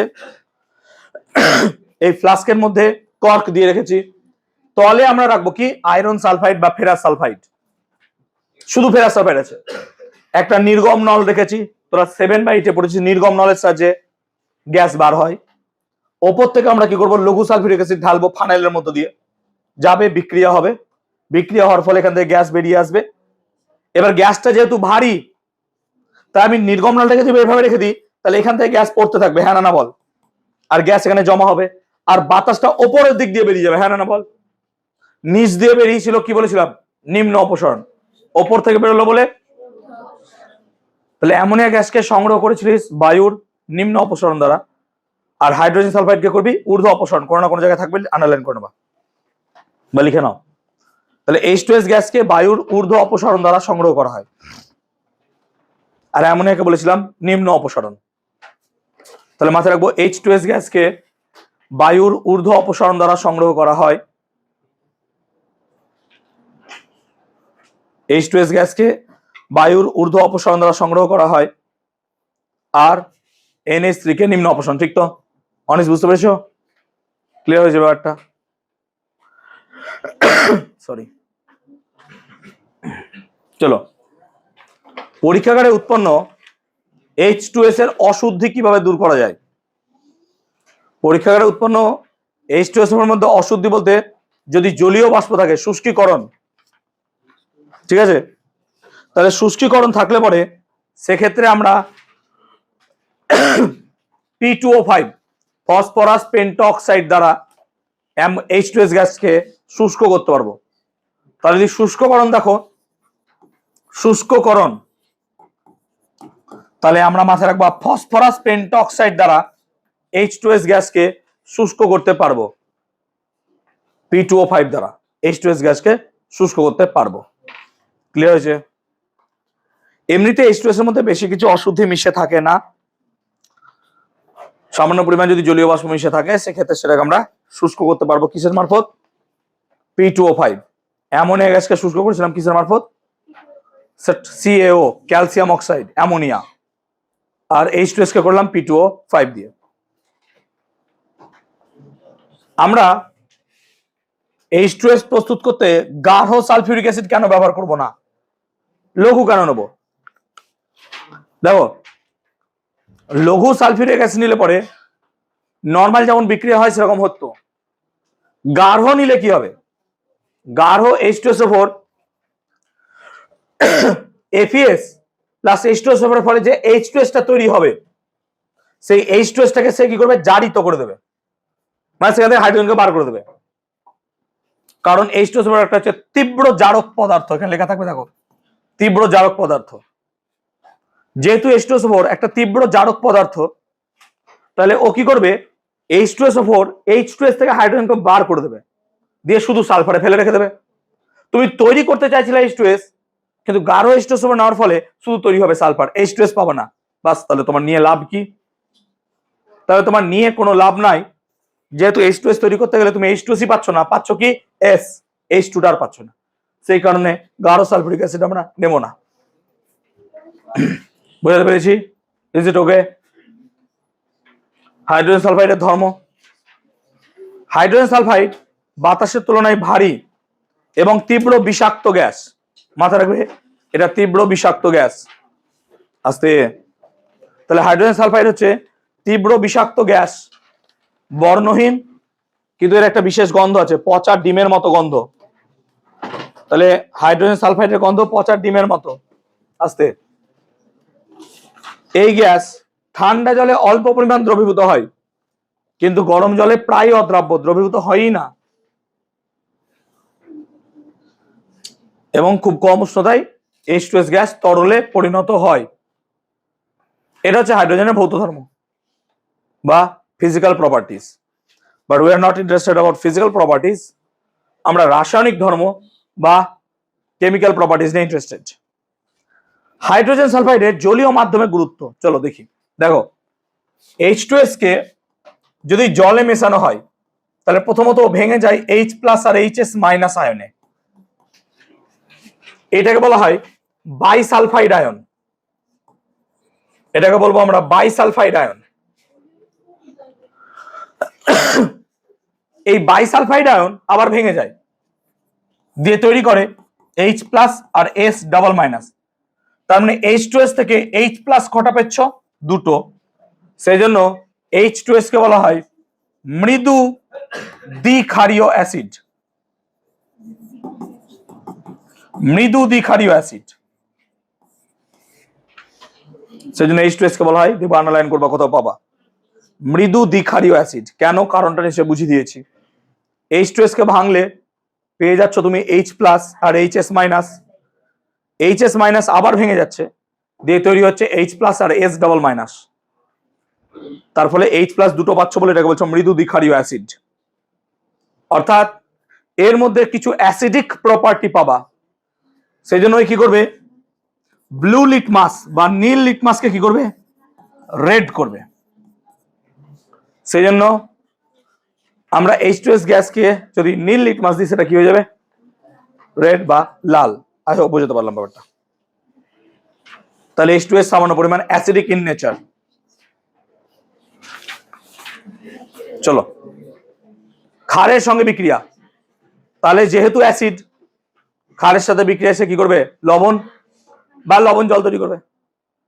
যেমন ধরো, যদি আমরা সোডিয়াম হাইড্রোক্সাইড নিই, বিক্রিয়াটা হয়তো থাকবে দেখো, প্লাস H2S চয়েস করি, তাহলে তৈরি হয়ে যাবে Na2S প্লাস তৈরি হচ্ছে H2O। এটা একটা বিক্রিয়া। এই বিক্রিয়ায় যে লবণটা তৈরি হচ্ছে সেটা হচ্ছে শমিত লবণ। ক্লাস 9 শমিত লবণ, ক্ষারীয় লবণ আর আম্লিক লবণ পড়েছো। এটা হচ্ছে শমিত লবণ। কিন্তু যদি NaOH এর পরিমাণ কম থাকে তাহলে তৈরি হয় NaHS প্লাস H2O। এটা হচ্ছে সোডিয়াম বাইসালফাইড। সোডিয়াম বাইসালফাইড এটা হচ্ছে অ্যাসিড লবণ বা বাই লবণ। তোমাদের নোটসে দুটো বিক্রিয়ায় থাকবে এসব। তাহলে যেহেতু H2S হচ্ছে দ্বিক্ষারীয় অ্যাসিড, সেই জন্য H2S দু রকমের বিক্রিয়ায় অংশগ্রহণ করে। একটা বিক্রিয়ায় সে বাই লবণ বা অ্যাসিড লবণ তৈরি করতে পারে, আর একটা বিক্রিয়ায় সে কি তৈরি করতে পারে? শমিত লবণ। শুধু NaOH নয়, যে কোনো ক্ষার নিতে পারো, প্রত্যেকটা ক্ষারের সাথে সে এরকম ভাবে বিক্রিয়া করবে। আমরা শুধু একটা উদাহরণ দিলাম, সোডিয়াম হাইড্রোক্সাইড। অক্সিজেনের সাথে বিক্রিয়া আস্তে H2S দহনে সাহায্য করে না, কিন্তু নিজে দাহ্য, অর্থাৎ আগুন লাগলে উড়ে যাবে, ফ্ল্যামেবল। H2S অক্সিজেনের সঙ্গে দুভাবে বিক্রিয়া করে, যদি অক্সিজেনের পরিমাণ কম হয় আর অক্সিজেনের পরিমাণ বেশি হয়। অক্সিজেন যদি বেশি থাকে তাহলে তৈরি হয় সালফার ডাই অক্সাইড। অক্সিজেন যদি বেশি থাকে তৈরি হয় সালফার ডাই অক্সাইড, আর অক্সিজেন যদি কম থাকে তাহলে শুধু তৈরি হয় সালফার। যেমন অনেক সময় কয়লাকে পোড়ালে কখনো কখনো ধোঁয়া তৈরি হয়, কখনো ধোঁয়া থাকে না। দেখবে অক্সিজেনের সাপ্লাই যদি কম হয় ধোঁয়ার পরিমাণ বেশি হয়ে যায়, আর অক্সিজেনের সাপ্লাই কম হলে ধোঁয়ার পরিমাণ কম হয়, বেশি মানে অক্সিজেন সাপ্লাই বেশি হলে ধোঁয়ার পরিমাণ কম হয়। কার্বন বা কাঠকে বেশি পরিমাণ অক্সিজেনে পোড়ালে তৈরি হয় কার্বন ডাই অক্সাইড, আর কম পরিমাণ অক্সিজেনে পোড়ালে তৈরি হয় কার্বন মনোক্সাইড। তেমনি হাইড্রোজেন সালফাইডকে বেশি অক্সিজেনে পোড়ালে তৈরি হবে সালফার ডাই অক্সাইড, আর কম অক্সিজেনে পোড়ালে পরে তৈরি হবে শুধু সালফার। সালফার মনোঅক্সাইড বলে কিছু হয় না, সালফার মনোঅক্সাইড বলে কোনো কিছু হয় না। তাহলে এই হচ্ছে গল্প। আই হোপ বুঝাতে পারলাম ব্যাপারটা, আই হোপ বুঝাতে পারলাম। ওকে, চলো।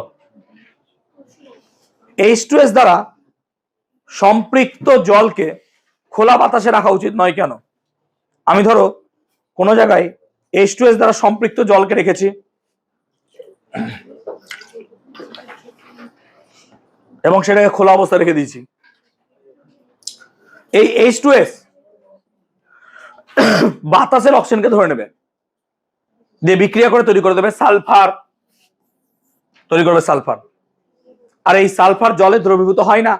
তো সালফার যদি জলে দ্রবীভূত না হয় তাহলে জলটা কি হয়ে যাবে? ঘোলা ঘোলা হয়ে যাবে। তার মানে একটা জল বোতল, তার মধ্যে জল আর H2S কে গুলে রেখে দিয়েছো সম্পৃক্ত, দিয়ে এবার কি করছো? ঢাকনা খুলে রেখে দিয়েছো। ও বাতাসের অক্সিজেনকে ধরে নেবে, বাতাসের অক্সিজেনকে ধরে H2S আর O2 পরস্পর বিক্রিয়া করে নেবে। দেখতে পাচ্ছ বিক্রিয়া, H2S আর O2 বিক্রিয়া করে তৈরি করবে সালফার। এই সালফার জলে দ্রবীভূত হবে না। সালফার যদি জলে দ্রবীভূত না হয় তাহলে জলটা কি যাবে? ঘোলাটে ঘোলাটে হয়ে যাবে। সেই জন্য H2S দ্বারা সম্পৃক্ত জলকে খোলা বাতাসে রাখলে সেটা ঘোলা হয়ে যায়। প্লিজ স্টার দিয়ে রাখবে, কোশ্চেনটা ভীষণ ইম্পর্টেন্ট। পেয়েছো নিশ্চয়। চলো, ধাতব লবণের সঙ্গে বিক্রিয়া। যদি আমরা কপার সালফেট নামক একটা লবণ নিই, তার সাথে যদি হাইড্রোজেন সালফাইডের বিক্রিয়া করি, দেখতে পাচ্ছ প্রত্যেকের আছে বইয়ে, তাহলে তৈরি হয় কপার সালফাইড প্লাস তৈরি হয় H2SO4। এই যে কপার সালফাইড, এর রং হচ্ছে কালো। পেয়েছো? দেখা গেছে বেশিরভাগ ধাতব সালফাইড তাদের রং হয় কালো, যেমন silver sulphide, lead sulphide, copper sulphide. তার একটা ছক দেখো করে দিয়েছি আমরা, কালো রং, তার নিচে লেখা আছে দেখো Ag2S, CuS, PbS, HgS, এগুলো সব সালফাইড যেগুলো রং হচ্ছে কালো। তেমনি দেখো অ্যান্টিমনি সালফাইড, অ্যান্টিমনি সালফাইডের রং কি হচ্ছে দেখো, এখানে দেখতে পাচ্ছ কমলা। তেমনি কিছু সালফাইডের রং হচ্ছে হলুদ, যেমন ক্যাডমিয়াম সালফাইড, আর্সেনিক সালফাইড। আর জিঙ্ক সালফাইডের রং হচ্ছে সাদা। অর্থাৎ আমরা এখানে দেখতে পাচ্ছি বিভিন্ন ধাতব সালফাইডের রং বিভিন্ন রকম হয়। তাহলে সাদা ধাতব সালফাইড হচ্ছে জিঙ্ক সালফাইড, আর অ্যান্টিমনি সালফাইডটার নাম কি বললাম? কমলা। কিন্তু বেশিরভাগ সালফাইডের রং হচ্ছে কালো। Silver sulphide, copper sulphide, lead sulphide, mercury sulphide, এগুলো সব রং হচ্ছে কালো। তাই কোন জায়গায় ধাতবমূলক উপস্থিত আছে কিনা সেটা জানতে আমরা ব্যবহার করি H2S। কোন জায়গায় ধাতবমূলক উপস্থিত আছে কিনা এটা জানার জন্য আমরা যেটা ব্যবহার করি সেটা হচ্ছে কি H2S। যেমন ধরো যে কোনো যদি ধাতু থাকে তার সাথে H2S বিক্রিয়া করে ধাতব সালফাইড তৈরি করে, আর এই ধাতব সালফাইডের বেশিরভাগটার রঙই কি হয়? কালো। তাহলে আমরা বুঝতে পারি সেখানে কোনো ধাতু উপস্থিত আছে। অধাতুর সাথে এরকম হয় না, খুব কম। তাহলে ধাতুর ক্ষেত্রে এরকম ঘটনা ঘটে। বুঝতে পেরেছি ব্যাপারটা? ইজ ইট ওকে? বুঝতে পারলাম? তাহলে ধাতব সালফাইড বেশিরভাগই রং কি হচ্ছে? কালো। H2S এর সাথে ক্লোরিনের বিক্রিয়া পেয়ে যাবেন নিশ্চয়ই। দেখো H2S ক্লোরিনের সাথে বিক্রিয়া করে তৈরি করে সালফার আর hydrogen chloride. H2S plus Cl2। হ্যাঁ, রেডক্স বিক্রিয়া মানে এমন একটা বিক্রিয়া যেখানে রিডাকশন আর অক্সিডেশন দুটোই হয়। দেখো রেডক্স মানে এটাকে লেখা হয় রেড অক্স। অক্স মানে অক্সিডেশন, জারণ, আর রিডাকশন মানে হচ্ছে বিজারণ। তাহলে জারণ বিজারণ বিক্রিয়াকে আমরা ছোট করে বলি রেডক্স। তোমাদের কেমিস্ট্রিতে একটা চ্যাপ্টার আছে 11-এ বা 12-এ, রেডক্স। ক্লিয়ার? জারণ বিজারণ বিক্রিয়া, যে কোনো বিক্রিয়া হচ্ছে জারণ বিজারণ বিক্রিয়া, ইলেকট্রন আদান প্রদান হয়। এইটা পড়েছো, কারণ কোন জায়গায় ইলেকট্রন গ্রহণ হলে অন্য কোন জায়গায় ইলেকট্রন বর্জন হবেই। ইলেকট্রন গ্রহণকে আমরা বলি বিজারণ, আর বর্জনকে কি বলি? জারণ। ক্লিয়ার হলো ব্যাপারটা? বিজারণ ধর্ম, এই বিক্রিয়াটা স্টার দেবেই, তোমাদের সময় আসবেই পরীক্ষায়, খুব ইম্পর্টেন্ট। আর এটাই তোমাদের সব থেকে বড় বিক্রিয়া। প্লিজ একটু দেখবে বিক্রিয়াটা, তাকাও। দেখো আম্লিক পটাশিয়াম ডাইক্রোমেট K2Cr2O7, Cr7 হলে ভালো হতো। দেখবে আম্লিক K2Cr2O7, আম্লিক মানে কি? অ্যাসিড থাকবে, সেই জন্য তার মধ্যে আমি দিয়ে দেবো H2SO4। দেখো তাহলে এটাকে বলছি আম্লিক K2Cr2O7। প্লিজ শুনবে একটু। আম্লিক K2Cr2O7, আম্লিক পটাশিয়াম ডাইক্রোমেট, এর সঙ্গে যদি আমরা H2S গ্যাস চালনা করি তাহলে পরে কি তৈরি হয়? দেখো প্রথমে তৈরি হয় পটাশিয়াম সালফেট K2SO4, তারপর তৈরি হয় ক্রোমিক সালফেট Cr2SO4 3, তৈরি হয় সালফার, তৈরি হয় জল। এই হচ্ছে গল্প। আমি ব্যালেন্স করিনি, ব্যালেন্স করে নিও তোমরা। আমি ব্যালেন্স করিনি, ব্যালেন্স করবা। দেখো এখানে 3S তৈরি হয়, সালফার আগে 3 থাকে, এরকম করে ব্যালেন্স করতে হয়। চলো তাকাও ওইদিকে। এবার এই যে আম্লিক পটাশিয়াম ডাইক্রোমেট, এর রং হচ্ছে কমলা, আর ক্রোমিক সালফেট এর রং হচ্ছে সবুজ। তাহলে এখানে রঙের পরিবর্তন হচ্ছে কমলা থেকে সবুজ। অর্থাৎ আম্লিক পটাশিয়াম ডাইক্রোমেটের বর্ণ ছিল কমলা, কিন্তু তার মধ্য দিয়ে যদি H2S গ্যাস চালনা করেও তাহলে তার রংটা হয়ে যাবে কি? সবুজ। কারণ সেক্ষেত্রে ক্রোমিক সালফেট তৈরি হবে। বিক্রিয়া সবাইকে মুখস্থ করতে হবে এটা। K2Cr2O7 plus H2SO4 plus H2S arrow দিয়ে K2SO4 plus Cr2SO4 3 plus S plus H2O balance তোমরা করে নেবে। কমলা থেকে সবুজ বর্ণের পরিবর্তন হয়। এইটা শর্ট প্রশ্ন পরীক্ষায় এসেছিল। এই প্রশ্নটা শর্ট প্রশ্ন হিসেবে পরীক্ষায় অনেকবার এসছে। চলো বিজারণ ধর্ম বুঝলাম। রূপার জিনিস বা তৈলচিত্রের উপর কালো রং পড়ে যায় কেন? দেখো রূপার জিনিস, রূপা যদি দেখো তুমি পড়ো রূপো, সিলভার, তাহলে সিলভার H2S এর সাথে বিক্রিয়া করে নেবে, দিয়ে তৈরি করবে Ag2S, আর তৈরি করবে হাইড্রোজেন। প্লিজ শুনবে, এই সিলভার সালফাইডের রং কি হবে রে? তাহলে তুমি যে রূপোর গহনা পড়ছো সেটা বাতাসে উপস্থিত হাইড্রোজেন সালফাইডের সাথে বিক্রিয়া করে নিচ্ছে, দিয়ে তৈরি করছে সিলভার সালফাইড Ag2S। বিক্রিয়া থাকবে দেখো সেই কারণে এই সিলভার সালফাইডের রং হয়ে যাচ্ছে কালো। সেজন্য রূপোর গহনা দীর্ঘদিন ব্যবহার করলে সেটা রং কি হয়ে যায়? কালো। কিন্তু আমরা যে তৈলচিত্র অয়েল পেন্টিং ব্যবহার করি, সেই তৈলচিত্রে বিভিন্ন রকমের ধাতু ইউজ করা হয়, যেমন লেড ইউজ করা হয়, সিলভার ইউজ করা হয়, এরকম অনেক ধাতু। এদের মধ্যে লেড যদি সিলভার সালফাইডের সাথে বিক্রিয়া করে তাহলে তৈরি করে এরকম কিছু, লেড সালফাইডের রঙও কালো। তাহলে তৈলচিত্রের মধ্যে যেহেতু বিভিন্ন ধাতু থাকে, H2S এর সাথে এই ধাতুগুলোর বিক্রিয়া তৈরি হয়ে যায় ধাতব সালফাইড, এবং ধাতব সালফাইডের রং হচ্ছে কালো। সেই কারণে আমরা এক্ষেত্রে দেখব রূপোর জিনিস বা তৈলচিত্র অনেকদিন রেখে দিলে বাতাসে সেটা কি হয়ে যায়? ব্ল্যাক কালারের হয়ে যায়। ক্লিয়ার হয়েছে ব্যাপারটা? আই হোপ বোঝাতে পেরেছি ব্যাপারটা। ইজ ইট ওকে? কি হয়েছে, এত বকছিস কেন আবার? হাইড্রোজেন সালফাইডের শনাক্তকরণ শুনবে। হাইড্রোজেন সালফাইডের শনাক্তকরণ, হাইড্রোজেন সালফাইডকে শনাক্ত করবো কি করে? দেখো, হাইড্রোজেন সালফাইডকে শনাক্ত করতে গেলে দুটো প্রসেস আছে।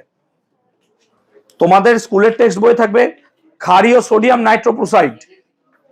আমি সহজটা শেখাচ্ছি, শুনবে। আমার কাছে যদি লেড অ্যাসিটেট থাকে কোন এক জায়গায়, ধরো এখানে লেড অ্যাসিটেট আছে, লেড অ্যাসিটেটের সংকেত হচ্ছে PbCH3C হোল টুয়াইস। এটা হচ্ছে লেড অ্যাসিটেট, এর নাম লেড অ্যাসিটেট। আস্তে শুনবে ভাই। এই লেড অ্যাসিটেটে এখানে যদি কোনো কাঁচ দণ্ড ধরো, একটা কাঁচ দণ্ড ধরলা লেড অ্যাসিটেট, এই কাঁচ দণ্ডটাকে যদি H2S এর সংস্পর্শে নিয়ে আসো তাহলে এখান থেকে তৈরি হয় PbS। আর লেড সালফাইডের রং আমরা জানি ব্ল্যাক হয়, তার মানে ইনস্ট্যান্টলি সেটা কালো রং হয়ে যাবে এবং আমরা সেখানে বুঝবো যে H2S গ্যাস আছে। আর তার সাথে তৈরি হয়ে যায় 2HCH3COOH। বিক্রিয়া না থাকলে বিক্রিয়াটা করে নেবে। তাহলে লেড অ্যাসিটেটে সিক্ত কাঁচ দণ্ডকে যদি H2S গ্যাসের সংস্পর্শে নিয়ে আসা হয় তাহলে সেই লেড অ্যাসিটেট H2S গ্যাসের সাথে বিক্রিয়া করে নেয়, বিক্রিয়া করে তৈরি করে লেড সালফাইড। আর এই লেড সালফাইডের রং কি হয়? কালো। যেহেতু লেড সালফাইডের রং কালো, সেজন্য আমরা এখানে বুঝতে পারবো যে এখানে H2S গ্যাস আছে। কিন্তু তোমাদের ক্ষেত্রে সোডিয়াম নাইট্রোপ্রোসাইড, সোডিয়াম নাইট্রোপ্রোসাইড বলে একটা যৌগ আছে। এই সোডিয়াম নাইট্রোপ্রোসাইডের সাথে যদি H2S গ্যাসকে মেলানো হয় তাহলে সেই যৌগটার রং হয় গাঢ় নীল। প্লিজ শুনবে, এটা তোমাদের মাধ্যমিকে এসেছিল। তাহলে সোডিয়াম নাইট্রোপ্রোসাইড দ্রবণের মধ্য দিয়ে যদি H2S গ্যাস চালনা করা হয় তাহলে সেই দ্রবণের বর্ণ হয়ে যায় গাঢ় নীল বা নীল। এর দ্বারাও কিন্তু আমরা H2S গ্যাসকে শনাক্ত করতে পারবো। তাহলে H2S গ্যাসের শনাক্তকরণ খুব ইম্পর্টেন্ট। দুটো প্রসেস শেখালাম, সরি। একটা হচ্ছে লেড অ্যাসিটেটে সিক্ত, লেড অ্যাসিটেট সিক্ত কাঁচ দণ্ডকে যদি আমরা H2S গ্যাসের সংস্পর্শে ধরি তাহলে তৈরি হয় লেড সালফাইড। লেড সালফাইডের রং কি হচ্ছে? আর আমরা ক্ষারীয় সোডিয়াম নাইট্রোপ্রোসাইড, ক্ষারীয় সোডিয়াম নাইট্রোপ্রোসাইড দ্রবণে যদি H2S গ্যাস চালনা করি সেটার রং হয়ে যাবে নীল বা গাঢ় নীল। এই নীল বা গাঢ় নীল বর্ণ দ্বারাও কিন্তু আমরা সেক্ষেত্রে H2S গ্যাসকে শনাক্ত করতে পারবো। বুঝতে পারলাম ব্যাপারটা? অ্যামোনিয়া গ্যাসকে শনাক্ত করতে কি ব্যবহার করেছিলাম আমরা? বলো অভিজিৎ নায়ক, বলো অ্যামোনিয়া গ্যাসকে শনাক্ত করতে কি ইউজ করেছিলাম? খুব তো কালো কালো করছো। নেসলার বিকারক, তাই না? নেসলার বিকারক। কি হয়েছে ব্যাপারটা? আই হোপ এটা ক্লিয়ার হয়েছে সবার, বুঝতে পেরেছো?